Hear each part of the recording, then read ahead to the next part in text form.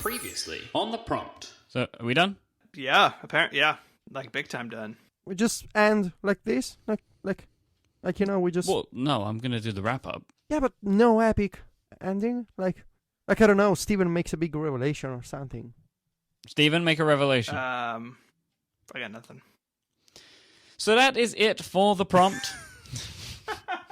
Welcome to The Prompt, a weekly panel discussion on technology and the culture surrounding Apple and related companies. It is the 20th of June, 2018, and this week marks the 5th anniversary of the three of us podcasting together as a trio. Our original show was called The Prompt, and we're honoring that today by using all of our old sound effects and segments. I'm your host, Stephen Hackett, and I'm joined, as I have been for half a decade, by Mr. Federico Viticci. Hi, what do you mean we have an old show? Are we This is not the doing only the show prompt? we're doing it. We're not doing the prompt anymore? What are you referring to? I don't know. I don't understand. But hi, It's weird. How are you? Some sort of weird time loop today. And, of course, Myke Hurley. Hello, mate. It's Myke from The Prompt. Here I am. It's nice to talk to you all today. I don't know how can I make my accent stronger? I don't know. Move your hands more. I don't know. I'm on the prompt. Am I good at the pizza? Is that what the stereotype is like? Is that what you guys I don't imagine know. me I talk about? Probably. Yeah, but you do talk about pizza a lot, though. Do I? Yeah.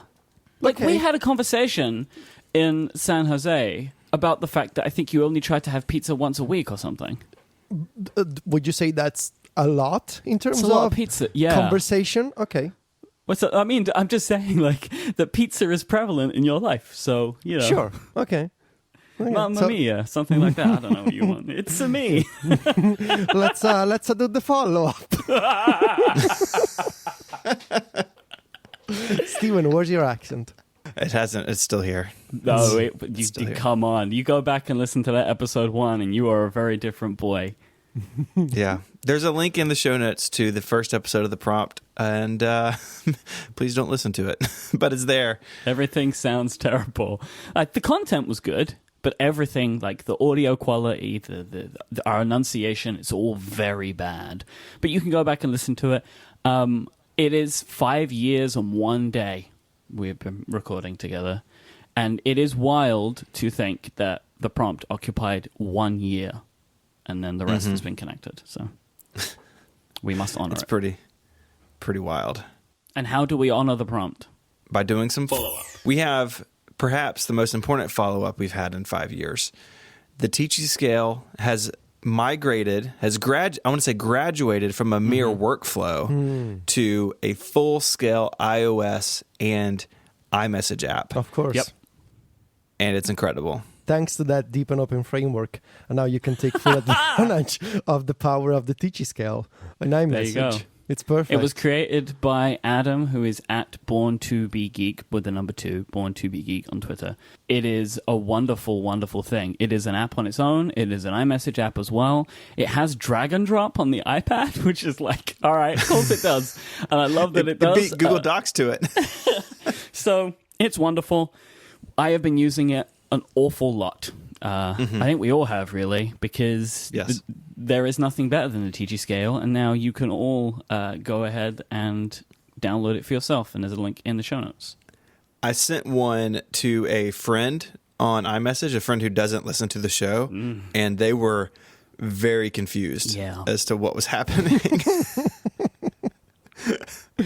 Let's assume everyone knows what it is. That's universal. Oh, Federico, I mentioned the show notes. Federico, where can people find the show notes? Oh, God.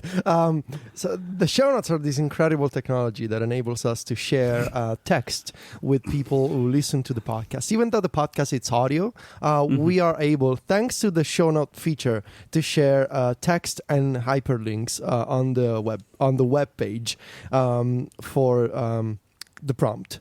So the way that you can find the show notes is you gotta so now that you have an Apple Watch and there's WebKit on the Apple Watch, here's what you need to do. You need to install WatchOS 5 on your watch, and you need to call a friend and have this friend navigate using a web browser on a Macintosh computer to relay.fm/connected / Which is confusing, but we don't worry about that. Yes, it's a temporary name. Don't worry about it. /198. So you go there and you tell your friend to copy the link. Once the friend has copied the link, the friend needs to open messages on the Macintosh computer, and he needs to send you a message with the link, with the hyperlink that he copied from the web page.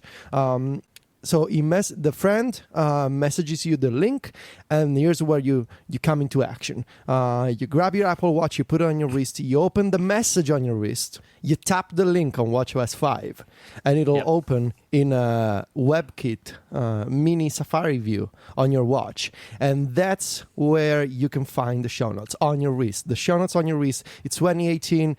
Technology is amazing. So as you listen on your HomePod, please don't do this while you're driving your car. It's going to be dangerous. So as you listen through, these magical notes flowing and beaming through the air of your living room, you can just glance at your wrist and tap on links on your watch. I feel like I made a mistake asking that question. No. I've been preparing these instructions for 5 years. Finally, somebody. I was just waiting for WatchOS 5 to finally share this teacher tip. So he started the note in Evernote. He had to go back and find it. So yeah, that's where you can find them. Have you heard about WorkChat? Oh God. There's been some debate about how you pronounce the next version of macOS. I know how. How? It's French. It's Mojave. I think it's Bondi. Bondi, I think. So I had said, Mojave with an E. That spread rather quickly, I feel like, to some other podcasts that I think one even credited me for Stephen told us how to say it. Don't ever take my advice on how to say things. Yeah, Stephen can't say anything. It's true. This is a problem that me and Stephen have with Ungenius in that it can sometimes take some time or some very interesting wrangling of things. Yes. I have made a decision. I'm not going to bother. I'm just going to say it however it comes out. Like, it's either going to be Mojave or Mojave. I'm just going to say it. I'm not going to stress over this one. Because I can never remember it. And then everyone's telling me how to say it. And then everybody tells me to say it a different way. So I'll just go how the wind goes. And however I say the name of the operating system is how I say it. I think it's Italian. It's Mojave. Mojave. Mojave. That's a third way to get it wrong. Awesome. I want to talk a little bit about dark mode and WebKit and Safari. So there was a thing going around where if a web page didn't set their background color correctly, Safari, while in dark mode on, how did you say it, Federico? Mojave. Mojave. Mm-hmm. Sounds Jamaican too. It's really just an international word. Could be. That it would set the page background as a dark color where it would default to white otherwise. And this led to some people wondering, can Safari on macOS infer what appearance you're in and then set like a different style on the website? We talked about this last week with Mac Stories, how you have a toggle on the site for a light mode and a dark mode. And it seems like there is a media query prefers dark interface, but it doesn't actually work in the betas. And then it came out that was a private thing and that Apple's may be moving through the standards bodies to like actually have this integrated into WebKit and CSS as like a proper thing and not like a weird Safari only deal. So right now, at least as it stands today, there's not like an official way to do this, but it seems like one could be coming. And I hope it does, because I like dark mode, but anytime I go to browse, everything is like, it's like opening a browser just facing the sun. Everything is bright and white. And it would be nice to have some, for web developers who care about this, like most websites probably don't need to do this, but like a site like mine that's primarily read in Safari, either on iOS or macOS, like it would be nice for me to have that available to my readers. Mm-hmm. And so I'm hoping that this becomes an official thing, a supported thing, a public thing, and we can all just kind of move into this new era together where at least some websites have a light and a dark appearance. Yeah, totally. I I was actually under the impression that Apple already submitted a proposal to the standards body to have this media query for dark mode. So I'm surprised that they're still trying to find a solution that everybody can agree upon. So absolutely. I mean, as someone who already has a manual dark mode on Mac stories, you can go on the toolbar and there's a button that you can press and turn on dark mode. I would love to offer some kind of preference where it just follows the system behavior, and otherwise people can override using the manual option in the toolbar. So yeah, totally. Hopefully this will be done by September. I don't know when these companies get together and try to make these decisions. How long does it usually take? I have no idea. But hopefully within 2018 we'll have a universal preference that everybody can adopt. Yeah. I like the idea of them going through the standards bodies for this because Sure, yeah. it is a good idea, and it would be good if all web browsers could use it, and there'd be like a universally agreed upon way of doing it.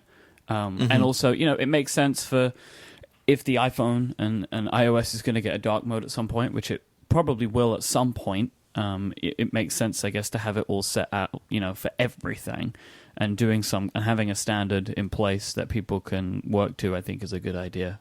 And because I would love it, right? Like, I use dark modes for many things, including the websites that I use that operate them. And I would love to be able to kind of just set a toggle in Chrome or whatever and just have everything shown up to me with a dark background, because that's just my personal preference.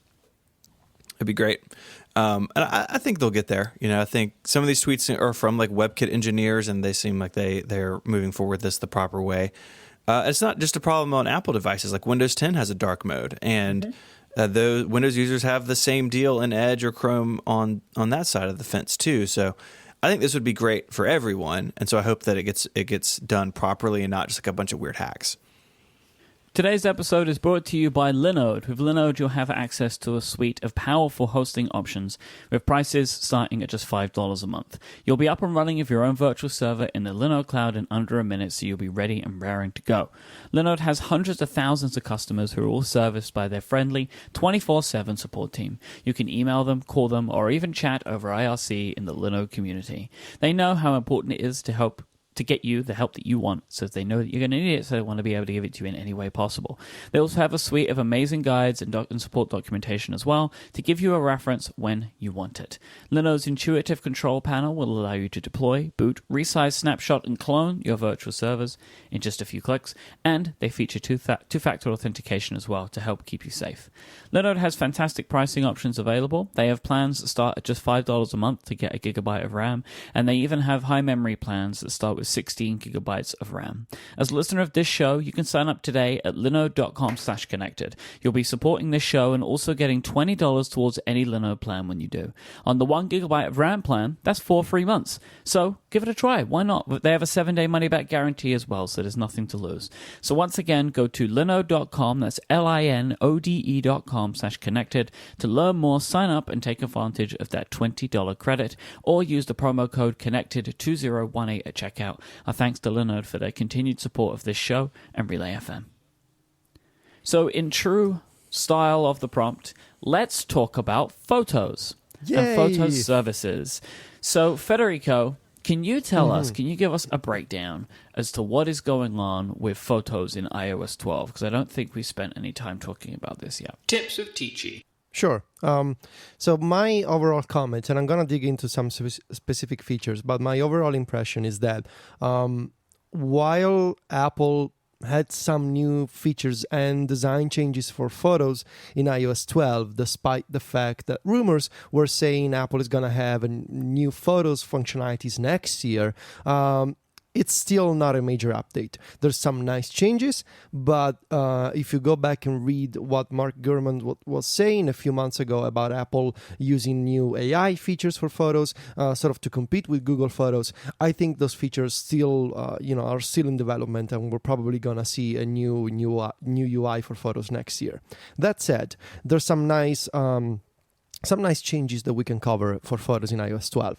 The first one is the new For You page. So For You is not a new name in terms of Apple applications. And in this case, For You aggregates in photos a bunch of different functionalities. So in this single page, you will see sharing suggestions, your memories. Well, memories is not a new feature. You will see activity for shared albums, which means whether somebody joined a shared album or comments on shared photos.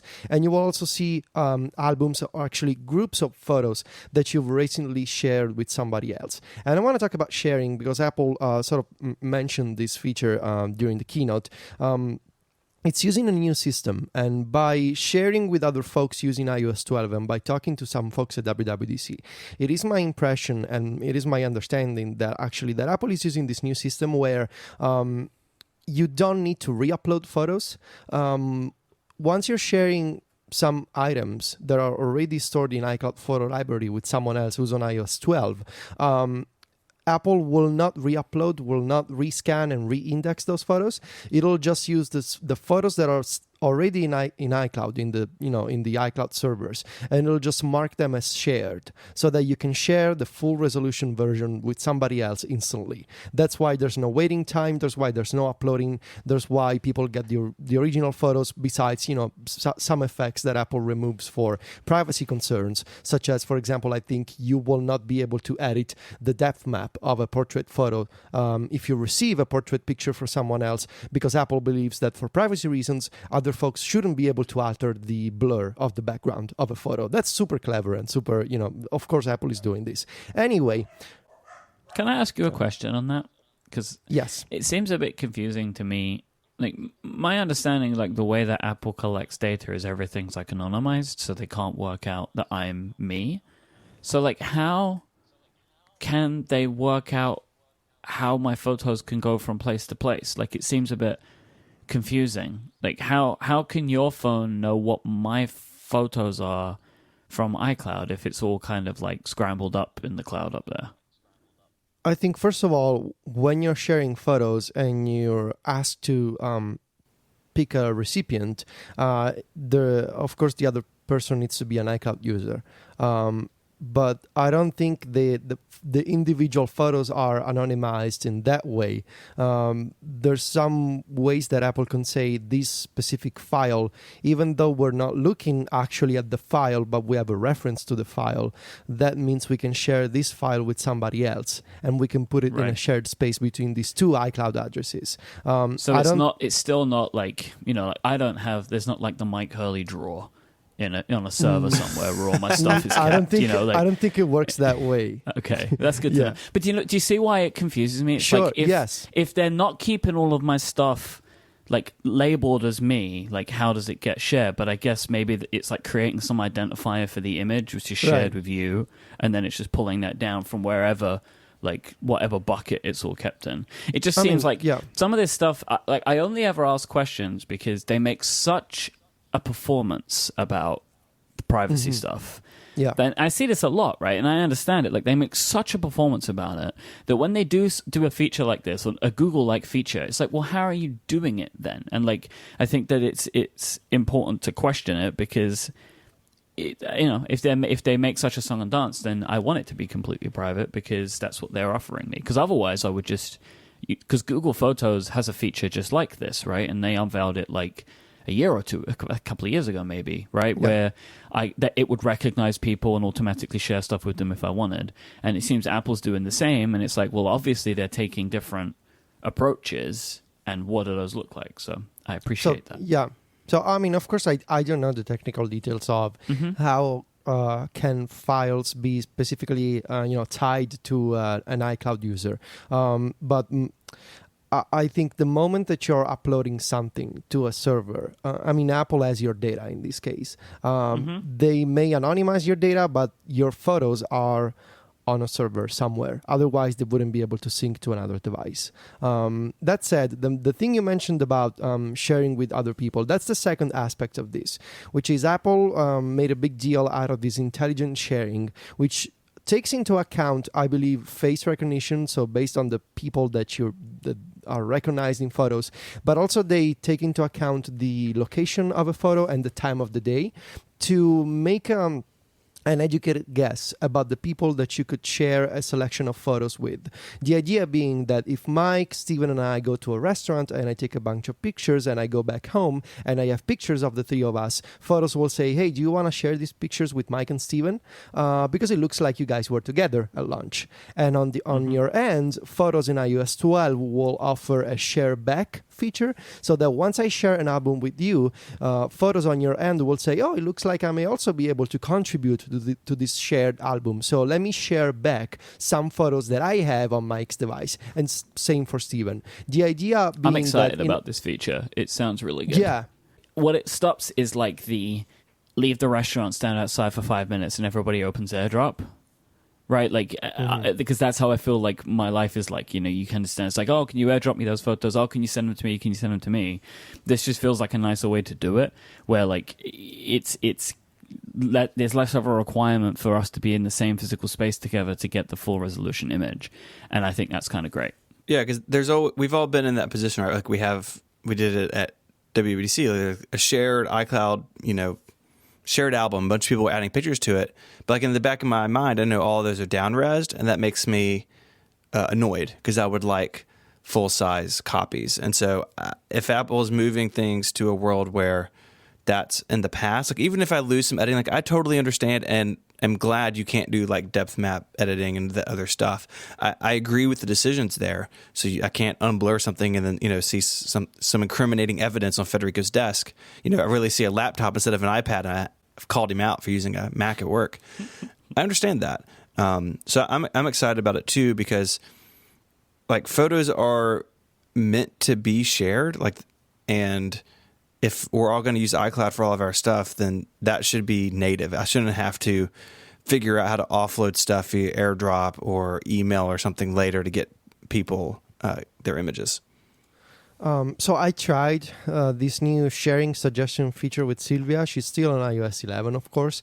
And I don't think the system is actually working for people who haven't updated to iOS 12, obviously. She got this link that took her to an iCloud webpage in Safari. And in Safari, she got a web preview of the photos that I shared from my Photos app, which was kind of nice because I've never seen that kind of web preview for shared iCloud photos before. And then she tapped on a download button that was on the web page, and Safari downloaded like a photos.zip archive. Perfect. Perfect. Files. I don't think that's supposed to happen, and I think the problem is I'm sharing from iOS 12 to an old system. But I also tried to open the link that I sent on iMessage in our iMessage thread, and I got this custom, which I think it's what's supposed to happen. My iPhone opened this sort of custom quick look preview with a grid of photos that looked really, really nice. So ideally, you shouldn't go to a Safari web page and you shouldn't hit the download button. You will get this preview, and there will be a button that says add these pictures to photos, and that's it. That's cool. Yeah, I like that a lot. So what else? No meaningful improvements to memories that I know of. So the Photos is still very much behind what the Google Assistant offers in Google Photos. Still suffering from amnesia, right? If it has no memories. Yes, yes, yep, Myke. Yep. Thank you. There's a better import flow if you use SD cards and you connect them with the dongle to your iPad or to. Does it work on the iPhone? I guess it does. I guess so. Yeah, you will get some progress indicators, new icons, new labels that make it easy to see which pictures you've already imported and which ones are new and you need to store in the Photos app. There's the albums page has been updated. Now it's organized in media types, and there's a list of all the kinds of albums that are automatically generated by your device at the bottom of the page. Stuff like slow-mo or screenshots or burst, all those kind of media types that Photos can recognize. The other big feature is the improved search. So there's a new search page. And finally, you can now search for multiple variables or tokens. So you can combine them. Stuff like dog beach 2017. And you will find pictures of your dogs at the beach last year, for example. So you can combine these multiple values into the same search query. What is kind of weird is that you cannot type these variables in natural language. So you cannot open the search box and say dogs at the beach in 2017. You need to type a word, tap on the suggestion, type another word, tap on the second suggestion, and combine all these pre-made tokens together. It's That's not like an weird. actual sentence. Yeah, it's kind of weird. That's really weird. But like I couldn't even type dogs beach. I would have to like type one, tap it, type Yes. another, tap it. At least in beta 1. Let me check Yeah. out beta 2, but I would be surprised if they change this. So I'm going into the search box and I'm typing dog beach, and no, because it doesn't know what a dog beach is. I see. See, that's the problem. I see what's happening. Yeah, you need to tap one by one. That's not elegant, really, is it? To But be it honest. works. So once you can choose between recognized items or creatures or objects, you can choose locations, you can choose times and days. It works. In theory, there's more categories. So for example, this is kind of funny. In my Photos app, apparently there's some top suggestions for categories of pictures. There's dog. There's badger dogs. There's Newfoundland dogs. And finally, there's hot dog. I know which one I want. The single picture of a hot dog, which isn't even a hot dog. It's the burger Myke and I had at Five Guys last year. I have no memory of that. Oh, you mean In-N-Out? Oof, you're going to make some people real Sorry, mad. In-N-Out. You just committed a cardinal sin. No, I'm sorry. I'm Italian. I'm justified. I'm Italian. I get We don't do that American here. brands confused. I'm the foreign guy. Please don't be upset. Multiple search tokens, and the search page is nice. It combines all these different. For example, you have categories, moments, places, dates, and I suppose at the very top, people. So yeah, it gets the job done, and I don't know if it's still as intelligent as Google Photos, but it appears to be slightly better than last year. And finally, the very last feature, portrait mode on compatible devices has been updated with this improved depth map technology. I need to look into this still. Apple is using this new API called portrait segmentation. The description from the developer webpage says that the camera now generates a mask when it detects a person, and it intelligently and elegantly separates the person from the scene. And judging from some tests that I've seen, for example, Serenity Caldwell do, and my very informal and non-scientific tests, it appears to be doing better with when it recognizes people in a portrait photo, but not dogs, because dogs are not people. Even though dogs are very good boys and girls, they're not people. So when Apple improves their dog recognition technology, that'll be better for everyone. But so far, it seems that portrait segmentation is just for humans, not for dogs. Hot dog recognition is what I'm looking for. Mm-hmm. All right. Well, I mean, overall, it sounds good. I mean, any improvement to this stuff is always a welcome thing, because it's there. There's nothing I can do about it, right? Like, this is where my photos go. Like, they go into this app, and that's just how that is. Speaking of which, should we do what are our photo management workflows these days? Stephen, what are you doing for photo management? I'm just interested. I've got everything in iCloud Photo Library. So anything I take with my iPhone is just automatically uploaded. Anything I shoot with my big camera, I shoot in RAW, edit on the Mac, and then store high quality JPEGs in Photos. I got a bunch of albums. I have some smart albums, and I've been pretty happy with it. In fact, about 6 months ago, or whenever they updated the Google Uploader for the Mac, the new one is like super crashy and gross, and I just sort of quit uploading Google Photos like 6 months ago, and I'm just doing iCloud. I have on my iMac Pro, I have it set to download all of the full res files, so those files get backed up with Time Machine, Backblaze, etc., etc. So yeah, I'm all in on Apple. I have many islands going on. I have iCloud Photo Library, right? Like everything just is taken on my phone. It goes up into iCloud Photo Library. I still use Dropbox with Federico's Hazel scripts. God, really? Yeah. Oh, wow. Is it still working? Mostly because I set it up in like 2015 or whatever, and it just works, right? So like, why stop it? I have a terabyte of Dropbox space or something, which is just massive, right? Like I use like 10 or 12% of my Dropbox space, so I figure just let it keep going, and it just keeps going. So every time I open the Dropbox app on my iPhone or whatever, it just starts sucking up some photos, and it just does it periodically, right? And so they're just there, so it's just an extra place, and then that gets synced up with Backblaze, right? So like that's kind of, I think that's probably my main route into how they get kind of put into a backup system, as well as Time Machine or whatever, which is going on with the photo library. So I've got a bunch of backups. Up until today, I thought I was also using Google Photos. Until today?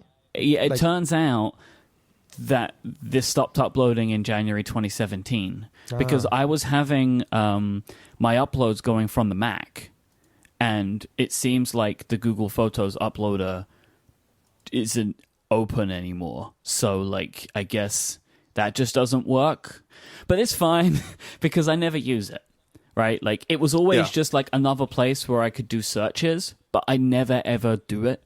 Like my searches, they happen based upon my memory of where the picture was taken or whatever, right? Like I found myself, the reason that I haven't noticed in 6 months that Google Photos isn't backing up anymore is because I haven't tried to search for an image in Google Photos in over 6 months. So I'm kind of just like, whatever. Like I'm not going to bother trying to fix that. iCloud and Dropbox does everything that I need personally. I'm just using iCloud, really. I keep all my photos in iCloud Photo Library. It's been working great for me. I don't do any custom script anymore because I don't have a Mac that runs scripts. And of course, I don't have a Mac Mini that can run scripts in the background because Apple is not making those either. So I'm just using iCloud, and I'm also using Google Photos as a backup, but I don't particularly care about it. So I have this to do in things that says upload pictures to Google Photos like twice a week. But I'm on the free tier, so it's not the original quality. I just keep it as a backup because it's free, and because if iCloud explodes, I have this backup. But I feel pretty confident in iCloud and never had a single problem. Of course, now I'm gonna have problems because I said it on a podcast. But looking back at a few years ago where we were trying a new photo management service every couple of weeks, things have really changed. I mean, we used to have Loom and Everpix, and what was the other one that got acquired and kind of disappeared for a couple of months? Dropbox Carousel? No, Carousel too, but no, that service that it disappeared for a couple of months, and it kind of held people's pictures hostage, and then it came back. Oh. But it was a quiet photo life. No, it wasn't ever something with Picture Life. Pass the boy in the chat room. Picture Life. Oh my God, Picture Life. That was a long time ago. These services, they've been essentially replaced by iCloud and Google Photos. I don't know people that use Windows computers and devices what they use, but probably Google Photos. Probably Google Photos. Probably. Yeah. Quick piece of follow-up. Thanks to Kate in the chat room. I said I haven't searched for an image in 6 months. It's 18 months because it was January 2017, January 2018, right? As I mentioned, it's when the images stopped backing up. So it's been 18 months since I tried to use Google Photos for a search. So I'm good. Yeah. It's all good. Don't need it. All right, today's show is also brought to you by our friends over at FreshBooks. FreshBooks know how important it is to help you make smart decisions for your business. That is why they simplify tasks like invoicing, expenses tracking, and getting paid online. Because of all of this, FreshBooks has dramatically reduced the amount of time it takes for their customers to deal with their paperwork. FreshBooks have worked out that they can save you hundreds of hours with their cloud accounting software because it's so easy to use, and they've done this for their over 10 million customers. FreshBooks has a thing called projects, which isn't something that I talk about very much, but this allows you to share files and messages with clients, contractors, employees. So within FreshBooks, you can set all of this up. Like, as well as where the invoices go, you can also have information being shared backwards and forwards with the people that you're working with. So then everything lives in one place. You've got all the context that you need right there, all the conversations, all of the files, all the invoices. It's all just happening in FreshBooks. It's so simple. And then when it comes time to create an invoice and send it out to the person that you're working with, FreshBooks make it so simple. Their tools are really easy to use, and you don't have to play those games of working out if people have seen their invoices or not, because it's all listed right there. It's very, very easy to keep a track of. If you're listening to this show and you ever send invoices to anyone, no matter how few, and you've yet to try out FreshBooks, please give it a go because it's awesome. They're offering an unrestricted 30-day free trial to connected listeners with no credit card required. All you have to do is go to freshbooks.com/connected and enter connected in the How Did You Hear About Us section. Our thanks to FreshBooks for their support of this show and Relay FM. Federico, you mentioned that iOS 12 Beta 2 is out, and I had a few questions to ask of you about Beta 2, and also I've seen some stuff going around online that I wanted to run through, like a couple of little changes which seem cool. One of them, which is one that I cannot believe has taken until now to fix, iPhone-only apps no longer appear on the iPad in the iPhone 4 size, when multiplied by 2x, it's now like in the iPhone 6 size instead. So still not right up to date, but is looking a little bit better, looking way less squished. Again, like, this is one of those things where, like, yeah, I'm sure not a lot of people use it, but for the people that do, why on earth did it take this long? Why is it still a feature, though? Like, agreed. Do people really use iPhone apps on an iPad? Well, okay, so the image that I'm linking to... the much worse version of Project Marzipan. iPhone apps on an iPad. This is terrible. Well, I will just say, yeah, I never do this, but the one that I've linked to here from a guy called Saeed on Twitter who found this feature, he's the first person that I saw reporting it. He's using Instagram, and it's like, yeah, okay. Right, like, sure. If you want to look at Instagram on your iPad, that's all you got. You can use the website, but yeah, I get it. The website is not very good. I don't think you can view stories on the website, for example. Yeah, you can. I think you can actually. You? Yeah, it's terrible, but I think you can. Oh yeah, okay. Well, yeah, no, you're right. You can. Oh, it's not good, and there's a lot of audio playing in my ears. It's not good. It's not good. Yeah, I know, but it's in theory. But yeah, I get it. Why some people, that single app that is still not available. I get it. Still terrible feature. I don't know why Apple keeps it around. And I saw you talking very happily last night about the speed of interaction with notifications now. Yeah, it's impressive, really. There was this, I don't know if it was an artificial delay or if it was a technical problem, but now when you press down on notifications on the cover sheet and the lock screen, they now almost morph from, they transform from the little notification preview into the expanded version, and it's instant and it feels so nice because you press down and the preview pops open, and it's even better if you're pressing down on a notification that is a message, because it means you will open a reply screen and the keyboard comes up immediately. So if you check out the video that I posted on Twitter, you can see a Slack notification that opens a message composer to send a reply. The keyboard comes up immediately, and it's so nice. And the same is true for iMessage. The same is true for notifications that load custom previews, such as Carrot Weather. I'm really happy about this, and I'm also really happy about the fact that when you expand an iMessage notification, you can now do tapbacks from the notification itself. Yeah, if you wanna send a thumbs up or aha to someone else, you can now do so from the lock screen. Honestly, there should be a thanks tap back. There should be more of them. There should be more of Yeah. them. Yeah. Yeah. So I use them a lot. I think we all do, right? I'm a big convert of the tap back. At first, I thought it was kind of silly, and it took me a while to get to use them. If you don't know what we're talking about, this is that thing in messages where you can like double tap on a message and it pops up those little options. You can put like a heart or a thumbs up or a thumbs down on like attached to a message, an iMessage. I use them a lot. I mean, honestly, what I would prefer is them to just straight up rip off Slack's emoji reactions. Yes, agreed. That's what I would prefer for them to do, rather than just to add other things. Like, just let me put emoji on messages. Like, it would be really good. I think that many social networks and apps, like conversation apps, have ripped off this feature for good reason, because it's really good. I like that a lot on Slack, and I think that Apple should look at doing something like that. I mean, stickers are great, yes, but sometimes it's just way cleaner and more simple to just use an emoji. So I would love to see that. yeah.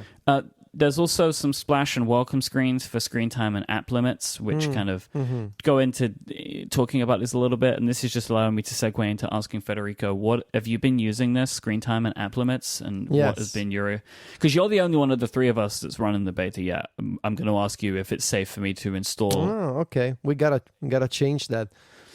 Well, we'll see. We'll get to that in a second. But I want to know what your experience has been like with those two features.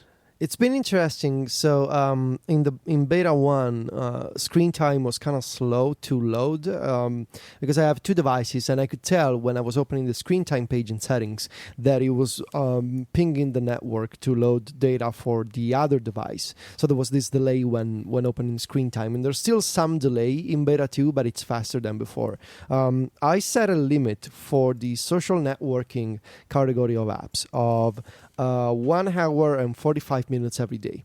No more social, that just a little less than 2 hours, basically.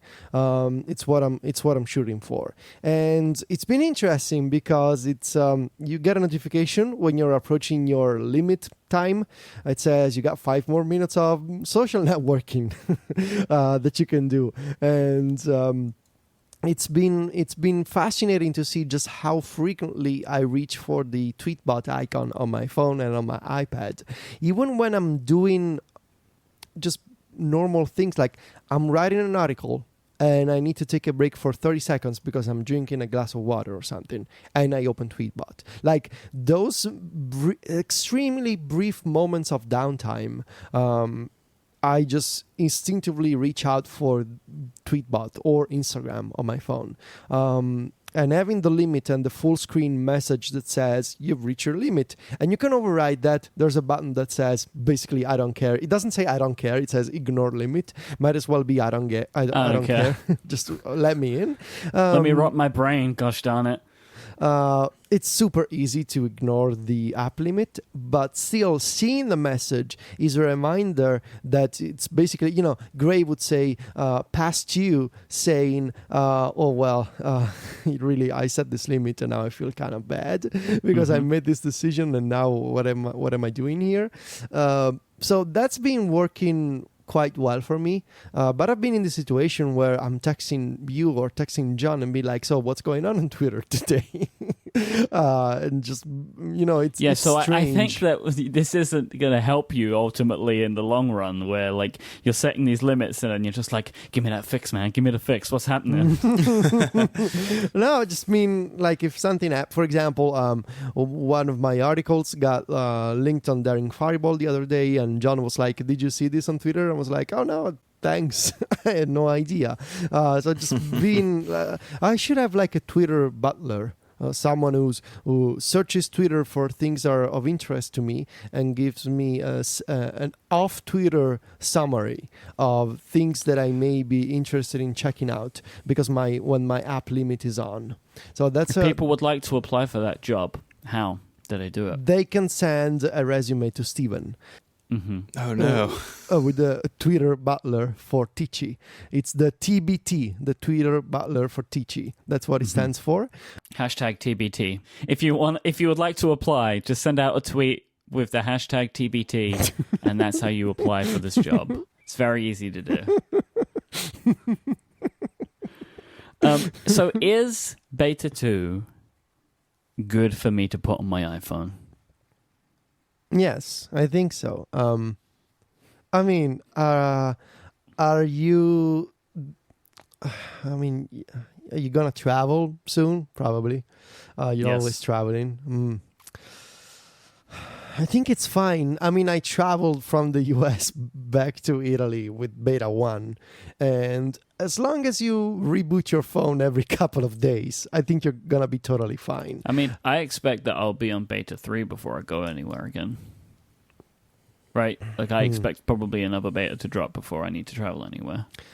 Honestly, So- I don't want to be the guy that on a podcast says, you're totally fine with the beta, you should put the beta, and then something happens, and I'm the guy who told you to put the beta on your main phone. But I can tell you from my personal experience that it's been totally okay, and actually it's been better than iOS 11 in terms of performance and battery life and just general stability. Wait, your performance on the beta so far, including battery life, has been better than your performance than iOS 11 was, or from yes. the beta? Yes, totally. Oh. No, from iOS Oh. 11. Yeah, totally. It's so Okay. much better. That's so weird. Okay, fine. Yeah, I mean, Maybe I'm going to do it. yeah. Maybe I'm going to do it. would suggest is do not get anywhere close to, anywhere near the WatchOS 5 beta. Oh, I've never ever installed a WatchOS beta. Yeah, that seems like a recipe for disaster. Yeah, it's. I've been running into some really fun problems, such as the workout app not counting calories anymore during a workout, or showing me the I wrong can't BPM. believe you actually installed WatchOS 5, considering how important it is to you to get that tracking information these days. Yeah, never again. I made a terrible mistake, and I actually told Sylvia about this. Like, did I tell you what I did? She's like, no, what have you done? So I put the WatchOS beta on my watch. And so she was like, what's the problem? Don't you always put betas on your devices?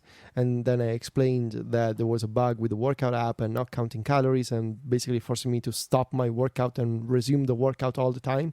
And she just said, well, there you go, you're stupid. So Fair enough. that's I mean, fair enough. She's right. I was Yep. stupid. So She's now- right. I mean, she has a point. So never again. WatchOS betas. There was no Shortcuts app yet. We were hoping the Shortcuts app would show. It still may, but nothing yet. I was wondering, though, because you can set up Siri shortcuts. So I was wondering if you have set any up yet and if you're using them. I have some of them on my. I mean, just the basic ones. The custom phrases. Actually, even added a new one today. So I have in my I have 5 custom Okay. shortcuts. Now the page is not loading, which is interesting. So anyway, It's oh yeah, there perfectly we stable. go. Okay, I got from the top coffee time, which turns on a scene that turns on my coffee maker. So I have this device, which is a Wemo switch that is connected to my espresso machine. And before people ask, it's a Seiko Poemia coffee machine. You can find it on Amazon. I know people are going to ask. So I will give you the link, Myke or Stephen. I will find the link and give it to you because people are going to want to know which one I use. I found it. Okay, there you go. Is it silver? No, it's black. I need to give you the link. right. Anyway, coffee time triggers a HomeKit scene that so I don't have to say Siri, turn on the coffee maker. I can just say coffee time and it works. Actually, I tested this today and it works with the HomePod already, even though the HomePod gives me an error message that says personal requests need to be enabled on this device, but actually it triggers the scene. So thanks for your error is misplaced in this case because you actually did what I asked you to do. Is there a beta for the HomePod? No, Does the HomePod no. get updated with your phone? Nope, it doesn't. It just kind of knows about It this. just somehow. kind of because it's I think it's going back to the phone and the phone knows what to Right. do, but the HomePod that says, "Oh my God, I don't know what I'm doing here," so it just gives you this error. Show me the review. It's my second shortcut. It opens the review.md markdown document for my iOS 12 review in Dropbox, which I thought was I like that. was fun. Is Like, that show the me the review. place you want to open it? What do you... Like, No, why? no, but it's the only one that supports shortcuts right now. And so it's like I was playing with it. I was like, well, I mean, sure. No, dude, just write that thing in notes. You'll be fine. Yeah, sure. Stop my timers opens workflow, and the stop timers workflow that I have. So whatever is running in toggle stops the toggle timer. You move back to toggle? That's a different topic for another time. Gotcha. Save it for next week. Check my links opens this note that I keep in Apple Notes.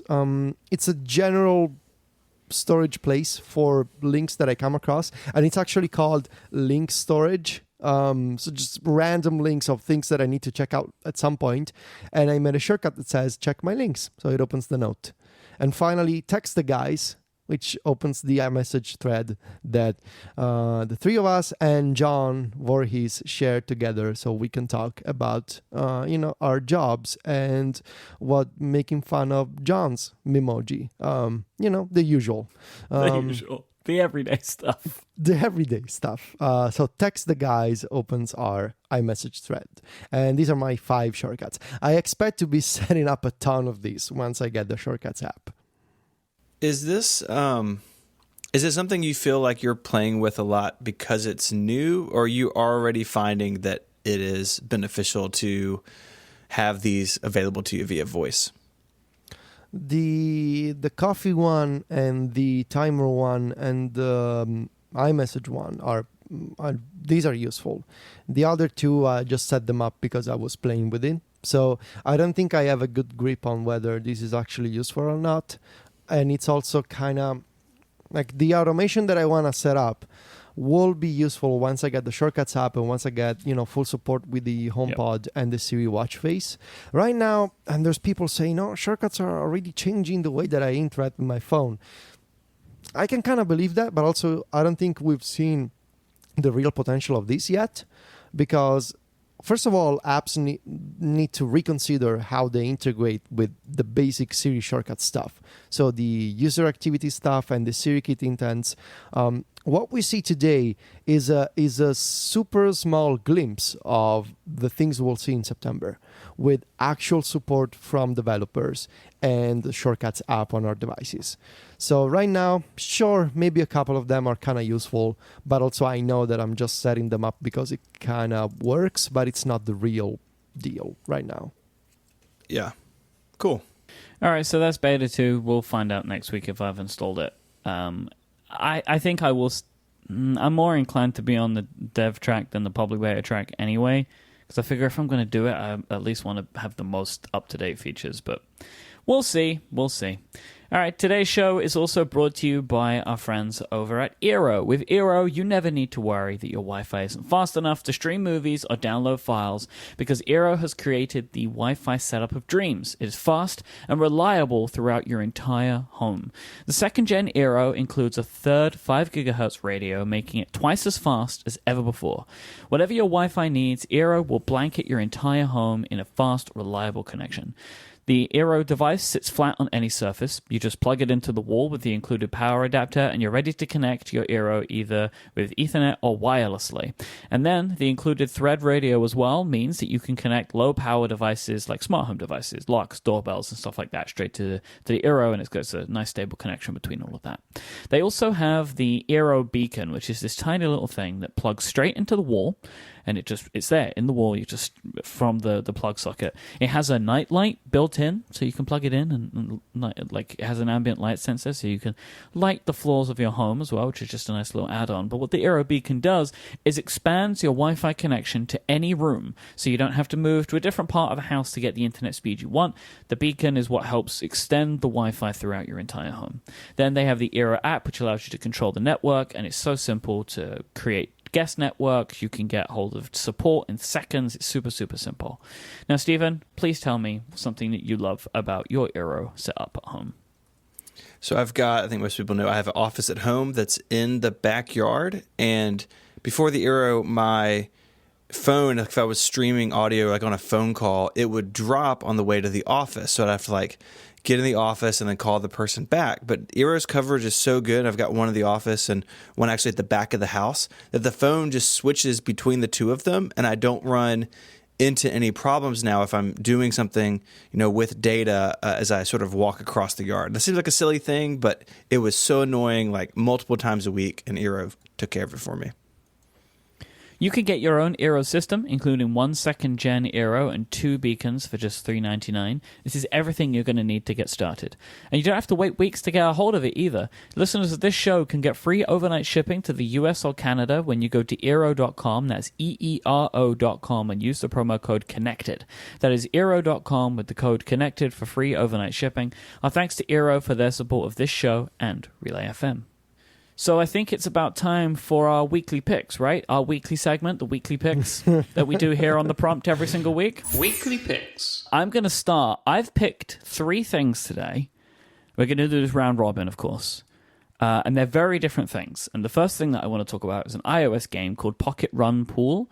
It is a wonderful game by the amazing independent game developer Zach Gage, who is responsible for Flip Flop Solitaire, Really Bad Chess, and now Pocket Run Pool is another outing like this. It is a pool game, but like every Zach Gage game, it has a fresh take on a known game type. So, for example, in Pocket Run Pool, you're not trying to like go up the scale in pool to like either get for the higher point balls just by looking at the color of them, or you're not playing against anyone. What happens is every ball has a number attached to it, and the pockets have multipliers. And they go from like 2 to 10, I think, and it goes around the table. And basically what you have to do is score the highest score. So really, you need to hit every single ball into the 10 times multiplier pocket to get the maximum score.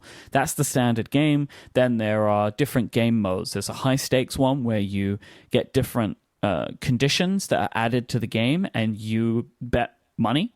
Like, not real well, it actually can end up being real money, but you bet credits, which you can then use in-app purchase for to get more credits. And if you do a remove ads, you get a bunch of credits or something. And they also have an instant tournament where every day there's like, you can go into an instant tournament where they just set a table and you have to just try and score the highest you can, and there's winners for that. I love this game. For a few weeks, I was like top in the world at the standard mode. Just going to say. No bragging, and I'm up there now still because I have. The maximum score you can get is 800. Like that's so you've hit every ball into the 10 times multiplier, and you've not lost any lives. I did that twice, so my top score in Game Center was listed as 802. And a couple of weeks after the game launched, Zach Gage tweeted, "Oh, I can't believe people have done this." And I was like, "Oh, that's me." So I like this game a lot, and I'm good at it. As Stephen knows, I'm very good at iOS-based pool games. It's true. What's the one that we play all the time? Well, okay, so we used to play Game Pigeon, which is an iMessage game, and we played the Game Pigeon pool game for many months, and Stephen never beat me. You're very good at it. So now we play, if Stephen ever instigates a game with me, we play Battleship, which I'm very bad at. So I have noticed over the last few months that whenever Stephen sends me a game, it's always Battleship, never pool anymore. Yeah, it is. Weird. But that's a fun app, though, the Game Pigeon. I like that. It is fun. Yeah, but it's not a weekly pick. It's not a weekly pick. Well, not yet. Ignore that. Forget I ever said it. It's trash. No, it's really good. So that's my first pick, Pocket Run Pool. All right. So I'm up next, and my first weekly pick is Lear, which I believe is French for to read, I think. It's an RSS client, and it's one of the best ones on iOS. Honestly, if you're looking for a powerful RSS reader on iOS that supports all the major services these days, there's 2 options for you. One of them is Fiery Feeds, and the other is Lear. And Lear, I like it because it's got the iOS 11 design style that looks really nice on both the iPhone and iPad. And recently, the developer of Lear took inspiration from Fiery Feeds and the old Fever self-hosted service to implement a feature called Hot Links, which Fiery Feeds also has, and Calm Feeds, which is the opposite. So with Hot Links, it's a way, sort of like Nuzzle, but for RSS, to see a summary of the links that everybody is talking about in your subscriptions. And you get this view where you can see the actual link and the articles that mention the link. And Calm Feeds is a way to determine which websites that do not publish often you want to see in this view. So, for example, at Mac Stories, we may publish a couple posts per day. And if 2 items per day fits your definition of a Calm feed, you will see Mac Stories in here. Or, I don't know, 6 Colors or Dating Fireball. These blogs that don't have like The Verge, like 25 articles a day. You will see them in this view. So these are 2 convenient ways to sort of break down your subscriptions into different types that are not necessarily based on folders. Also, I like the fact that Lear looks nicer than Fiery Feeds, and it's got the drop bar on the iPad, I think on the iPhone too. So it kind of, again, inspired by Bear in this case. You can pick up multiple articles in your subscription list and you can drop them on this floating bar that appears at the bottom of the screen. And once you drop them there, you can take action, of course, on those. Should take action. Always take action. You should always take action. That's a reference. You can copy them. You can share them. You can mark them all as read at once. So that's also another interesting feature. The only problem maybe with Lear that I know Stephen mentioned before is that the text view is kind of janky. I don't think the text extraction feature is as good as Fiery Feeds or others. But overall, Lear looks really nice. The Hot Links and Calm Feeds features are really convenient. And if you haven't looked at Lear in a while, because I think I wrote about this a few months ago on Mac Stories, it's worth a look again. So that's my first pick. Mine is going to be a Mac app that I use almost every single day. It's a free app written by Marco Arment called Forecast. And if you edit podcasts, this is admittedly a smaller target than a pool game. But if you edit podcasts, it's a tool worth having. So you can export a wave from something like Logic and drop it in, and it will convert it to MP3. You can set the bit rate. It's multi-threaded. So if you have something like an iMac Pro, for instance, it's very fast because it splits that out over all the possible cores. And you can manage your chapters. So the way that I edit, I drop markers in Logic for all the chapters, and then I name them in Logic, and that gets transferred via the WAV file into Forecast. But if I, for instance, want to set chapter art or have a link in the chapter name, or if I made a typo in Logic, want to fix it, I can do all of that in Forecast and then save the MP3 out to my drive, to upload to the server or whatever. So it's one of those things that you don't need this to produce a podcast, but if it fits into your workflow, it makes things a lot nicer and a lot quicker than dealing with Logic's MP3 export, which can be a little buggy sometimes. So I was excited to play with this in the beta, and like I said, it's something that I use every single day. Yeah, I do too. I love Forecast. Even just the speed of the MP3 encoding makes it, even if I have a show that doesn't have chapters in it, I'll still always run it through Forecast because it's so much quicker than having Logic do the MP3 encoding. Yeah. So it's really, really great. Am I next? Yes. Yes. You are. Oh, something's happened, though, in the document. I mean, I should be next, right? Why am I all the way down here? What have you done, Myke? I don't know. I didn't do it. Just follow the doc. Oh, gosh. No, I am following the doc. And it's Federico. Yeah. It's a interior round robin, so it rotates each time we go around. Jeez, what are you doing to us? This is All not right. the way it's supposed to be. So This I'm isn't up how next. round robins work. Yeah, it seems like it. My second pick is Codex. Codex is like a lighter version of Sublime Text for iOS. It's a text and code editor for the iPhone and iPad that has been modeled after Sublime Text, which is the popular editor for Mac and Windows. And Chrome, I don't know. Mac and Windows is what I'm gonna say. Linux maybe, I don't know. It's got all the features that you know from Sublime Text, except plugins. So you have extremely customizable keyboard shortcuts. You can go into the settings and customize everything that the app can do. You have features such as multiple cursors. This is one of the best features from Sublime Text that I remember. Back in the day when I used to use a Mac for work, there was a period of time, sort of like a year, I think, that I used to write in Sublime Text, and I actually made my own plugins for Sublime Text. That was my first experiments with JSON, and writing. Snell? Yes, I experimented with JSON, Myke, which is not creepy at all. Multiple, Jesus Christ. Yeah, I was JSON curious, so that's why I wrote my plugins.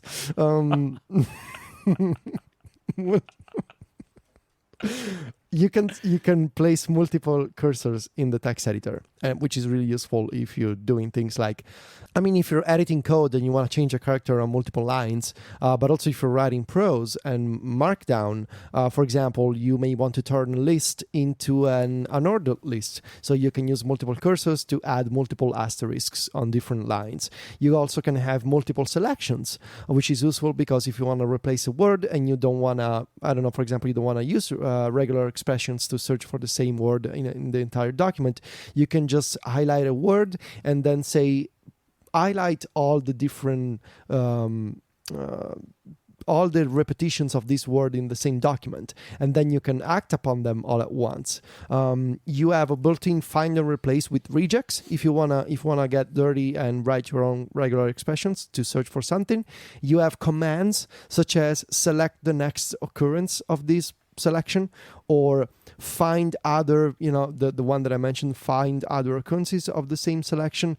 You have shortcuts on the iPad. You have an external keyboard to open and close the current document, and Codex is actually taking advantage of the iOS 11 document browser so that you can open any text file with any syntax from any other location from the Files app, which is really convenient because this lets me, for example, save a text file into working copy, which is my GitHub client on iOS, and then use Codex to edit in Markdown just by opening the working copy location and selecting a text file.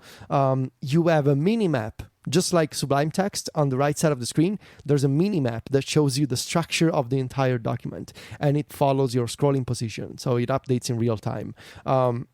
Really, if you write code on an iPad, or if you're crazy enough to want to edit Markdown or HTML, if you're writing for the web and want to have a code editor to do that, which sounds crazy, but believe me, kind of makes sense once you use it.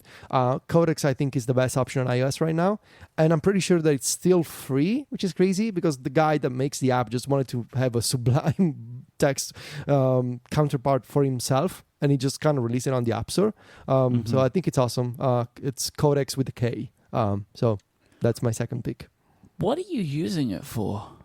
Really, it's awesome for editing Markdown. When, for example, when somebody sends me like a Word document for an interview, and I select a text from the Word document and I paste it in a text file, usually there's a bunch of weird characters that are still in the document. So I can use regex, or I can use multiple selections to clean up the document manually. So that's really useful. But also just to edit, That makes sense.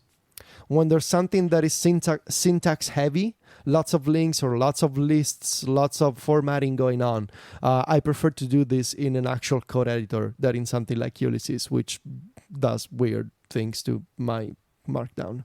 That's an app I had no idea existed on iOS. Yeah, I feel like, Federico, your picks are they're good, but so far I've been pretty obscure. I've never heard of either of the applications that you picked today, so I guess that's pretty good. I guess that's what this weekly segment is here for. This is why we do the segment every week. Yep. It's every week, every 5 years. That's how it works. That's the most ultimate round robin. Stephen, you're up for some reason. I'm going to pick Solver. So this is a great app for both Mac and iOS, and it uses iCloud Sync, so you can have a document open that you're like working on your Mac, and then you need to reference it later on iOS or vice versa. It's all there all the time, which is really great. And it's like a mix between a calculator and a spreadsheet. So I use it a bunch for work, and I'll do something like I'll have an amount, and then I need to deduct several amounts from it. And in a spreadsheet, you could just go out to the cell next to it and say, okay, this expense is Federico, this expense is Myke, this expense is John. But in Solver, you can do that just as text. So, you can do like 100 minus 50, and then in parentheses, Myke, minus 18, parentheses, Federico. So it's an easy way to like visually parse what you're doing. And it does some parsing with some colors and some layout stuff to make it really easy. It's, it's not the most powerful calculator app out there, but I don't need that. Most of the time, I just need something sort of like quick with some notes attached to it. And so Solver has really become something I use on a very regular basis in sort of like the administration side of Relay FM. And it's pretty awesome. So podcast editing and calculating so far is where my picks live. I'm picking a feature of an application. I'm going to pick Spark 2's team features. This is something we spoke about a few weeks ago about Spark 2, and they updated the app to add a bunch of team email sharing stuff. On the whole, I do not like Spark, the application. I don't like the design. I love the design on the Mac. It looks nice and professional on the Mac. Not so much on iOS. That still has this weird UI that I'm not a big fan of. Yeah. I don't like... I like that they have a bunch of customization options, but don't have great ways of surfacing them. Like, for example, if I swipe on a message, I can only do a select amount of actions, where what I would really like is to pop up a menu with all of the possible actions, right? Like, I can have this on Airmail, but you can't do that. It has a bunch of things in it that... like just general UI weirdness in places. Like sometimes I think things are really slow.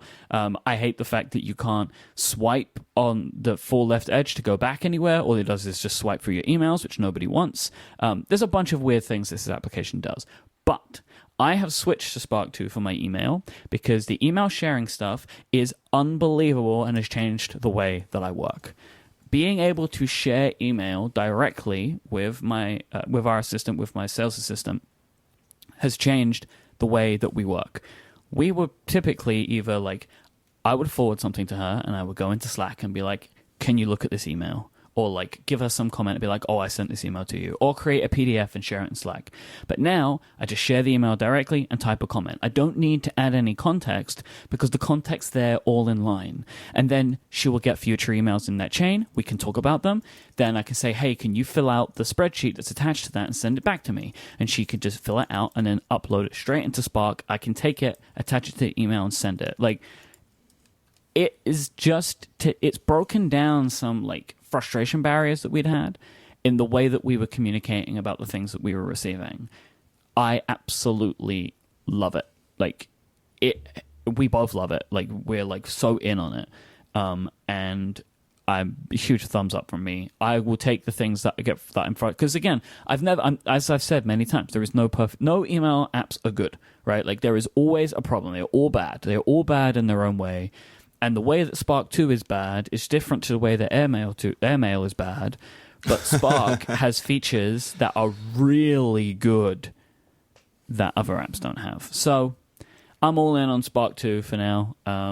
I just wished that they would make the iOS app look as clean and professional as the Mac app does. Like, it's just simple stuff. Like, the apps don't look that vastly different, but they do look different. Am I wild on this one? Do you guys agree with me on this? Yeah, no, I think that makes sense. I kind of agree with that, yeah. Like, there's just some weirdness about... like, I can't even explain it, but yeah, there's for some reason... the iOS app feels like a toy in its design, but the Mac app feels professional in its design. Sometimes the iOS version feels like I'm reading a PDF instead of doing email. I don't know how to describe it. It doesn't feel like it doesn't feel like I'm managing stuff.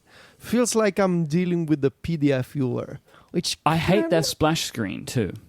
Right, so when you open an application, Yes. right, and you get that, what is that screen? It's got a name to it, right? What is that called when you see a screen while the app's loading? Like Splash screen. That's correct. No, but isn't there a particular name in iOS for apps, like for this thing in development?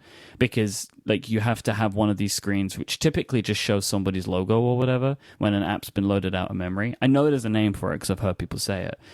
But Sparks is like really heavily branded with like clouds, and it's like, love your email again. Artwork? Storyboard. Yeah, I think that's it. Or launch screen, whatever it's called. But like Sparks is like branded with like a clouds and a tagline. Like you don't need to sell the app to me. Why don't you like clouds, I use it. Myke? I mean, why don't you like clouds in your? It's not necessary, and it's like things like that where I'm like, why are you? Is it because it reminds you of London?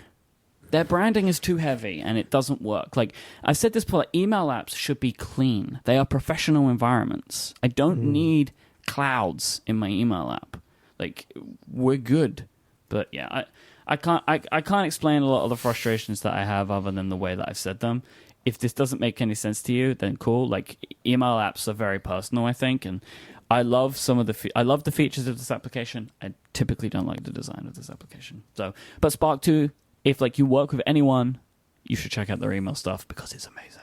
They're sharing stuff so good. All right, Stephen, you're next now. Yes, you chose part of an app, so I'm going to choose a piece of hardware. And I've gotten a lot of questions about how you should run the macOS beta, and my answer is an external SSD, so you don't have to partition your internal drive. So if something goes wrong, you just reboot back to High Sierra, on your MacBook or whatever. And I really like the Samsung T5 SSD. It's a replacement to the older Samsung T3, which is still for sale, and you get it a little bit cheaper, but it's a little bit slower. And it's great. It's super small. It's lightweight. It runs cool. It doesn't get hot, even if you're running on it from hours. And it has USB-A and C cables in the box. In fact, the connector on the SSD itself is USB-C, so you can do like straight USB-C all the way through to the SSD, and you can get a 250 gig drive for like $100 on Amazon Prime. So I know that's not no money, but external SSDs have really come down in price, and 250 gigs is way more than enough to do something like running a macOS beta or even just having some really fast external storage. I carry one that's mostly empty when we travel. If I need to edit something and don't have a lot of room on my notebook, I can just put it there and it's fast enough to edit from in Logic. So I'm a big fan of it. Really, the size is what sells it. It is. You guys remember the like the squatty iPod Nano? Remember that guy, like the sort of small, short one? It's about. I mean, it's a little bit bigger than that, but that's like. Put that in your mind's eye. It's much closer to that than a full like 2.5-inch external hard drive. And of course, much faster and silent and cool. And, if it falls out of your bag onto, the floor or something, it's not going to break because there's no spinning parts. I'm a big fan. So there'll be a link to that in the show notes. I've got several of them now. And I've had, in fact, the one that I'm using for Mojave, I've had for several years. And it's always been rock solid. I'm next, and I am going to pick a Windows app called... This is really going downhill. This is what we're not doing. Streamlabs OBS. OBS is software that is open source that is used for game streaming, like so for streaming a computer. It's on the Mac as well. There's a company called Streamlabs who have taken that and have built their own tools on top of it. And it's amazing. It has lots of settings. It's really easy to customize. It has lots of integration, so you can set up cool animations and stuff when people give you money on Twitch. It makes it really... I love this. They have like specific screens. When you go live, it changes the whole interface, so it can show you just the things that you need to see rather than the configuration screen, which the standard OBS has. So if you ever do any streaming of any kind with video, I recommend... Well, one, you have to have a PC, which you probably do if you're serious about it. But I recommend checking out Streamlabs because it's a really nice improvement on the standard OBS software. I really like it. It's awesome. I like it so much that I thought it was worth bringing here today, but it's a Windows app, so I'm not going to go into much more detail than that. Is this what we used for our live show? No, you used an app called Game Show, which is a Mac app. Streamlabs is just on Windows, and you would know if you were using OBS because OBS is a dumpster fire on the Mac. Ah, gotcha. So my final pick is Drafts 5. I mentioned this on the show. I believe it's Cinco. Draft Cinco. Draft Cinco. Yes. I believe I talked about this on the show a couple of weeks ago or last week. I mentioned it, and then I had a link on Mac Stories a few days ago. I'm looking into Draft Cinco as a way to, as one of the possible apps where I will write my iOS 12 review this summer, which, as I said, I will not start writing until July. So I still have a few. This almost feels like it's an award, like an Oscar or like a Nobel Prize or something. Like, which is the application that receives the glorious task of being the one? Like, all the apps are lined up and they're waiting, and the winner is right. And this is like this big award show that Federico hosts, where he announces the application that he's going to use. The winner is Apple Notes. Kind of like a punishment, actually, because I'm gonna bug the developer to add features that I need. But yeah. Don't need to tell them that in advance. Give them the good feeling first. So Draft Cinco is interesting to me for a couple of reasons. First of all, there's some problems in Ulysses that were never fully fixed by the developers. Stuff like Ulysses just crashes on me sometimes when I'm using it in split view. Like, first of all, it hangs for like 30 seconds and it makes my iPad non-responsive. So I cannot tap in Safari, I cannot scroll in Safari on the right side, and then eventually Ulysses crashes and everything crashes along with fine. Ulysses. It's fine. And I reported these bugs, they were never fully fixed, and now there's some problems with iOS 12, so I'm like, maybe I should look into something else. But also the bigger theme is that I miss the traditional markdown environment of editorial, but I don't want to use editorial because I don't think the app is going anywhere at this point. And I feel like for my review, we've talked about this split process that I have of first the writing part and then moving into an editor. And I feel like maybe with Draft Cinco, maybe there's a way to unify these two aspects and have a single environment where I can do both at the same time, or so that I don't have to switch contexts and apps sometime in September. And this is the way that I used to do these reviews, actually. I used to write them in editorial, like the same text editor for a couple of months. And it worked great, and my life was normal, and I wasn't super stressed out. So maybe I should look into this again. And the features of Draft Cinco that I'm considering for this kind of usage are primarily workspaces, which is a way to create like a separate workspace in the app. So I can say, in this view, I just want to see the notes that have been tagged iOS 12. And these are the notes for my review. So I can switch between workspaces with one tap, and I can tie specific action groups to the workspace. So for example, in my iOS 12 review workspace, I can default to loading my writing actions, stuff for like adding links or adding footnotes, so writing related actions. And one of these actions that I already built that I'm going to share on Club Mac Stories this week is because I'm now doing draft sections for the Workflow Corner section of the newsletter. It's a single action that backs up a document in 3 different places. So I can end up with a copy of the review in iCloud Drive, in Dropbox, and in Working Copy, so that I have 3 different locations to back up the review that I'm working on.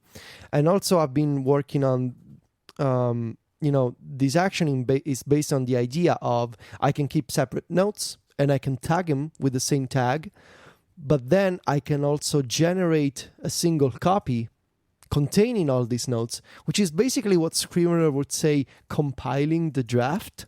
I can do the same in Draft Cinco thanks to JavaScript. So I'm looking into that, and The only problem that I have is that I still believe that Draft Synco should be more accessible in terms of automation.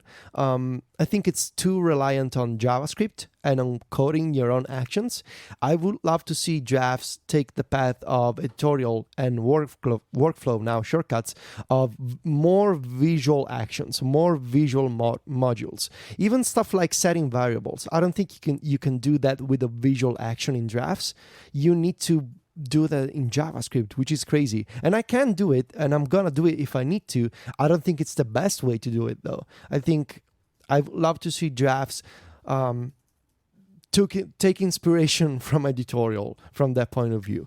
That said, I love the fact that the development of Draft Synco is now extremely fast because of the subscription model that allows Greg Pierce to iterate on the app more quickly because people keep paying for the app.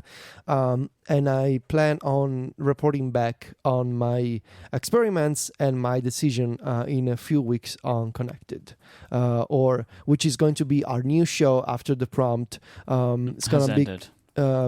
The prompt is ending today again, and we're gonna have a show called Connected. It's still gonna be the three of us, but it's got a new name, new artwork. So if you're just coming into the prompt today, the prompt is over. I'm sorry. We're and done. it's kind of weird because we're starting Connected at episode 199. But I just felt like the right thing to do. Yeah, it does. So that's my final pick. There you go. All right. Well, we've done it. We finished an episode of our podcast. Hooray. Yeah, the prompt is over. If you want to find links to stuff we talked about today, you can do so in your podcast app of choice or on the website relay.fm/connected/198. And while you're there, you can get in touch via email, or you can find us all on Twitter. You can find Myke there as IMYKE, and Myke is the host of a bunch of shows. You can check those out at relay.fm/shows. If you like this show, I bet you will find some other stuff there that you would enjoy as well. You can find Federico on Twitter as Viticci, Viticci, and he is the editor-in-chief of MacStories.net, which has a light and a dark mode. It's very fancy over there. You can find me on Twitter as ISMH and at 512pixels.net and 512pixels over on YouTube. And until our next episode, gentlemen, say goodbye. Arrivederci. Cheerio. Adios.